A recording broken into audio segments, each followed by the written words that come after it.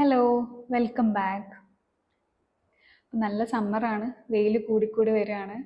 നമ്മളെല്ലാവരും സൺസ്ക്രീനൊക്കെ ഇട്ടിട്ടാണ് പുറത്തിറങ്ങുന്നത്, സൺബേണിന് പ്രൊട്ടക്റ്റ് ചെയ്യാൻ വേണ്ടിയിട്ട്. നമ്മുടെ പെറ്റ്സിന് സൺസ്ക്രീൻ ഉണ്ടോ? സൺബേൺ ബാധിക്കോ? Answer is yes.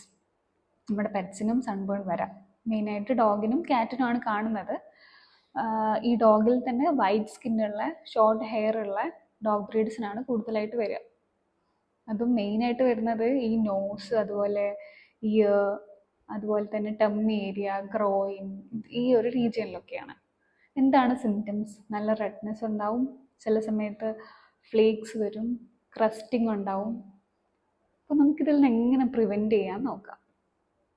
നമ്മൾ ആദ്യമായിട്ട് ചെയ്യേണ്ടത്, ഈ നട്ടുച്ചയ്ക്കൊന്നും ഡോഗിനെ പുറത്തിറക്കാൻ പാടില്ല. ഔട്ട്ഡോറിലാണെങ്കിൽ അത്യാവശ്യം ഷെയ്ഡുള്ള ഒരു ഏരിയയിൽ മാത്രമേ ഈ ഡോഗിനെയൊക്കെ നിർത്താൻ പാടുള്ളൂ.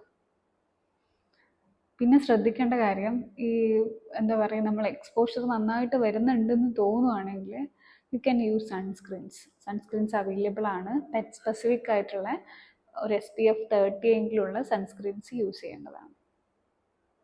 ഇപ്പം സൺബേൺ വന്നെന്നിരിക്കട്ടെ, ഒരു റെഡ്നെസ് കാണുന്നുണ്ടെങ്കിൽ നമുക്ക് ഇമ്മീഡിയറ്റ് ആയിട്ട് ചെയ്യാൻ പറ്റുന്നത് കോൾഡ് കംപ്രഷനാണ്.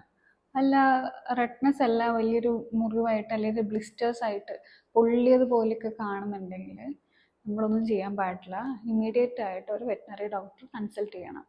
അതിന് ചില സമയത്ത് വൂണ്ട് ക്ലീനിങ്ങും മൈനർ പ്രൊസീജിയേഴ്സ് ആവശ്യമായിരിക്കും.